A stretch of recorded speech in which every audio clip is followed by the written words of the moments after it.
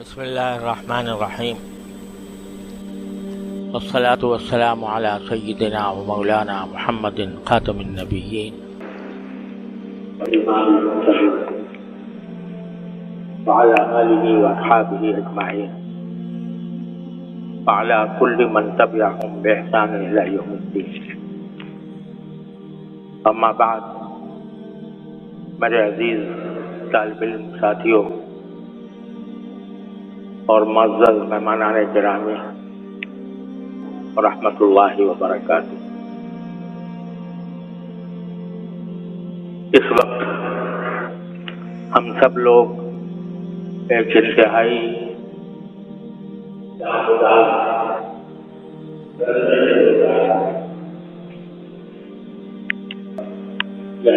زبان پر لاتے ہوئے بھی دل کٹ رہا ہے کہ ہمارے دارالعلوم کے گرامی میرے بہت ہی محسن اور مشفق بھائی، جن کے ساتھ میرا 75 سال کا ساتھ رہا ہے، آج وہ اللہ تبارک و تعالیٰ نے ان کے وقت موعود پر انہیں اپنے پاس بلا لیا۔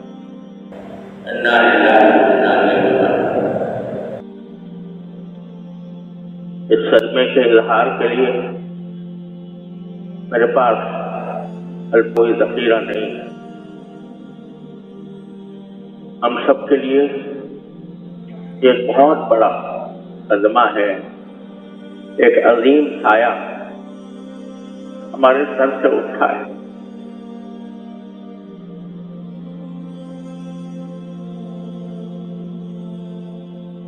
آپ حضرات جانتے ہیں کہ تقریباً 2 سال سے حضرت صاحب فراج تھے، لیکن اسی دوران الحمدللہ وہ باتیں بھی کرتے تھے اور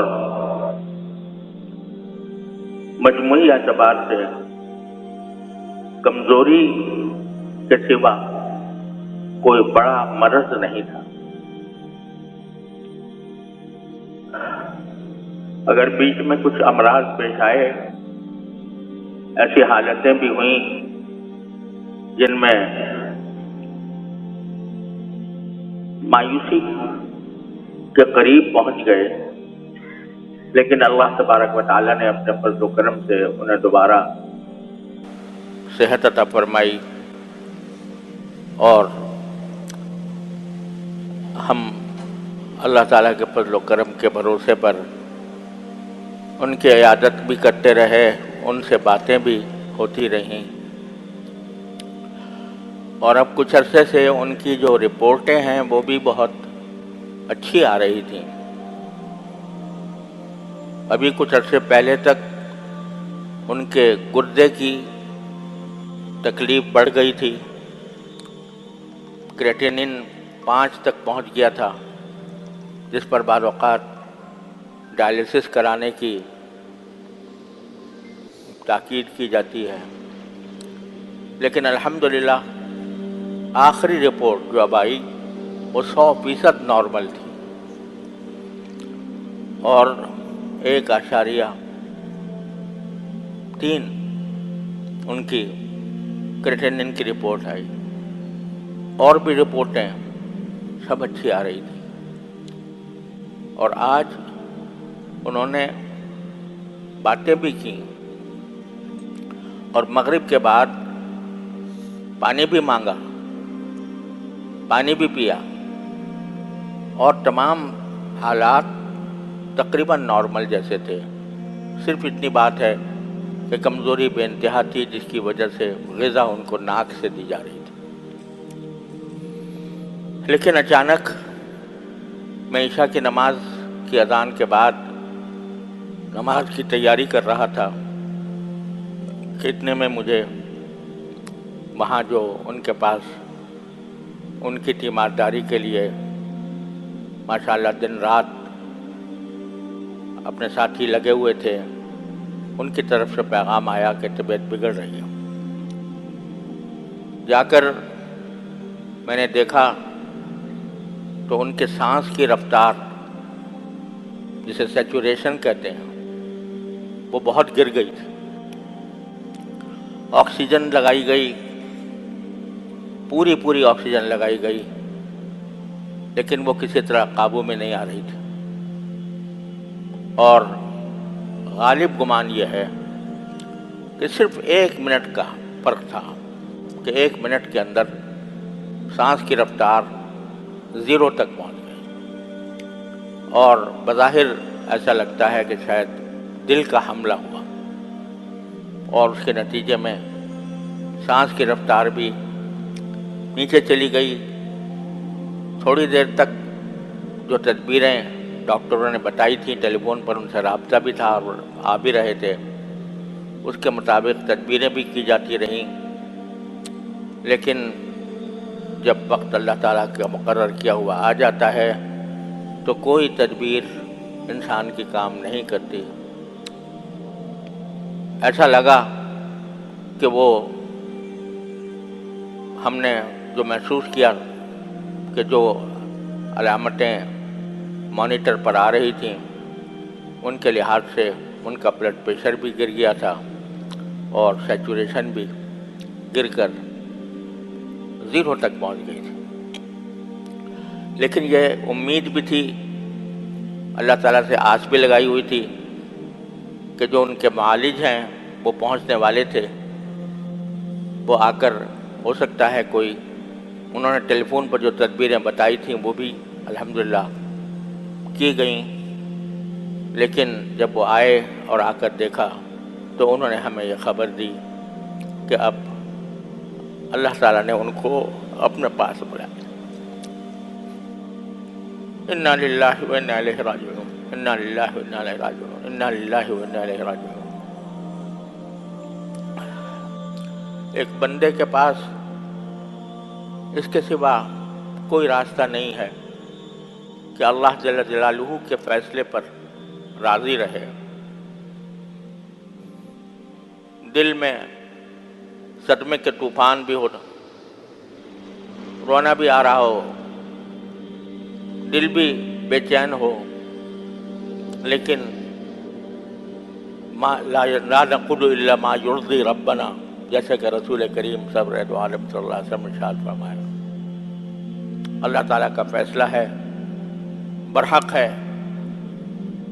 ہر ایک انسان کا ایک وقت مقرر ہے، کوئی اس سے خالی نہیں، اس سے کوئی 1 منٹ پہلے 1 منٹ پیچھے اس کو نہیں کیا جا سکتا۔ اگر کوئی دنیا کی بڑی سے بڑی قربانی کسی انسان کے سانسوں میں، اس کے دل کے دھڑکنوں میں اضافہ کر سکتی تو صحابہ کرام رضی اللہ تعالیٰ عنہم اجمعین رسول کریم صلی اللہ علیہ وسلم کے ایک سانس کے بدلے اپنی ہزاروں زندگیاں نچھاور کر دیتے۔ لیکن جب آپ کا وقت آ چکا تھا، اللہم الرفیق الاعلیٰ آپ نے فرمایا، تو دنیا سے رخصت ہو گئے، اور کوئی بڑی سے بڑی قربانی بھی اللہ تعالیٰ کے اس فیصلے کو روک نہیں سکی۔ آج ہمارے ساتھ، ہمارے لحاظ سے اس وقت ہمارے ماحول میں اپنے بزرگی کے اعتبار سے، اپنے علم کے اعتبار سے، اپنے فضل کے اعتبار سے، اپنے کارناموں کے اعتبار سے، اپنی خدمات کے اعتبار سے، اس وقت ان سے بڑی شخصیت مجھے کوئی اور نظر نہیں آتی۔ لیکن ہر بڑی شخصیت ایک وقت اس کو جانا ہوتا ہے۔ اللہ تعالیٰ نے الحمدللہ ان کو اس حالت میں اپنے پاس بلایا کہ ان کی الحمدللہ ان کے فیوض، ان کے شاگرد، ان کے علوم، ان کی کتابیں، ان کی تصانیف، ان کے فتاوی الحمدللہ ساری دنیا میں فیض پھیلا رہے ہیں۔ اس لیے جو ہرگز نمیرتاں کہ دل زندہ شد با عشق، جس کو دل عشق سے، عشق الہی سے معمور ہو، وہ مرتا نہیں ہے۔ اللہ تبارک و تعالیٰ اس کے فیوز کو باقی اور قائم و دائم رکھتے ہیں۔ ہم سب کے لیے اس وقت صدمہ بہت بڑا ہے، لیکن اللہ تعالیٰ کے فیصلے پر راضی ہونا ہی ایک مومن کا نشان ہے۔ اس پر جب بھی صدمہ ہو تو انا للہ و انا الیہ راجعون کثرت سے پڑھنا چاہیے۔ اور میں آپ حضرات سے یہ درخواست کرتا ہوں، سب سے درخواست کرتا ہوں کہ جو وقت ہے اس کو زیادہ سے زیادہ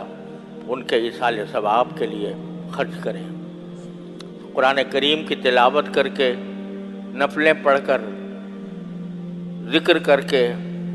تسبیحات کر کے، جس طرح بھی ہو ان کی روح پرفتوح کو ثواب پہنچانے کی کوشش کریں۔ ایک مسئلہ آپ حضرات کے پاس آنے میں جو دیر لگی، اس کی پہلی وجہ تو یہ تھی کہ ابھی ہمیں یقین کرنا تھا کہ واقعتاً یہ حادثہ پیش آ گیا ہے، کیونکہ ڈاکٹر جب تک تصدیق نہ کرے اس وقت تک ایک امید بندھی ہوئی تھی کہ شاید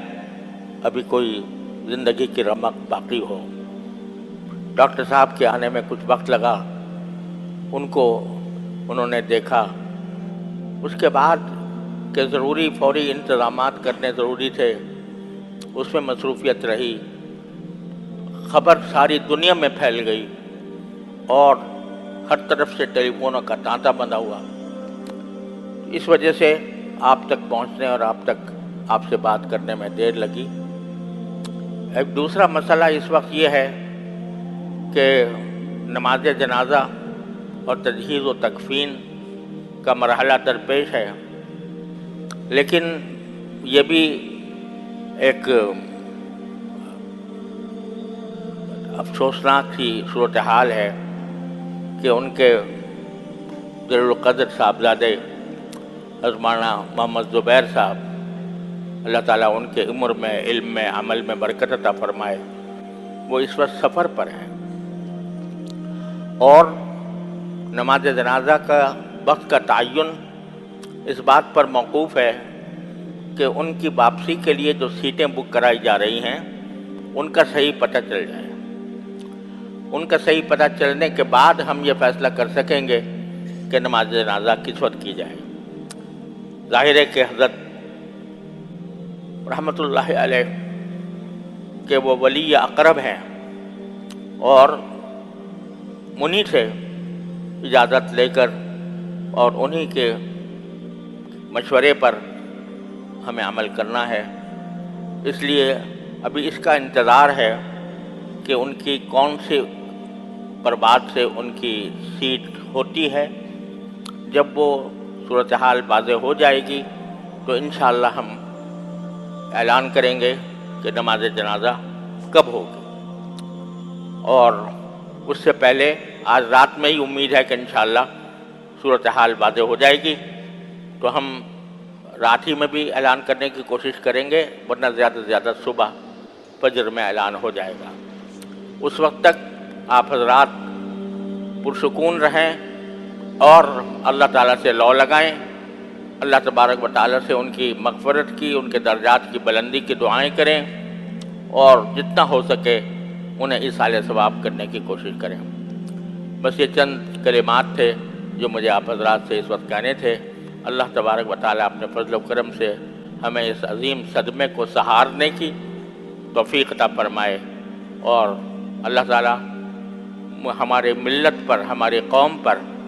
ہمارے ملک پر، ہمارے دارالعلوم پر جو صدمہ آیا ہے، اللہ تبارک و تعالیٰ اس کی ذمہ داریوں سے اپنے رضا کے مطابق عہدہ برا ہونے کی توفیق عطا فرمائے۔ وآخر دعوانا ان الحمدللہ۔